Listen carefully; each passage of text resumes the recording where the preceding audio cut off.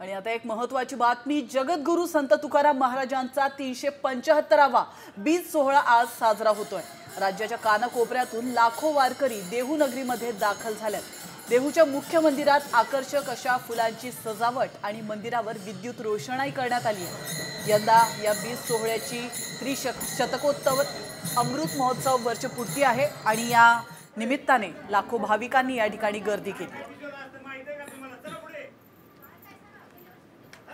जगद्गुरू संत तुकाराम महाराजांचा 375वा बीज सोहळा या देहूमध्ये मोठ्या आनंदात साजरा करत आहे। हे साजरा करत असताना आपण बघत असाल या मुख्य मंदिरामध्ये जे आहे ते आपण आहे आणि हे जे मुख्य मंदिर जे आहे ते फुलांनी आकर्षक अशा फुलांनी सजवलेलं आहे। या फुलांमध्ये जरबेराचे फुलं असेल, गुलाबाचे फुलं असेल, झेंडूचे फुलं असेल, अशा अनेक फुलांनी हे मंदिर जे आहे ते सजवण्यात आलं आहे। आपण बघत असाल तर तुकाराम महाराज असेल किंवा रुक्मिणी असेल किंवा अनेक पद्धतीने जे हे मंदिर जे आहे ते सजवण्यात आलेलं आहे।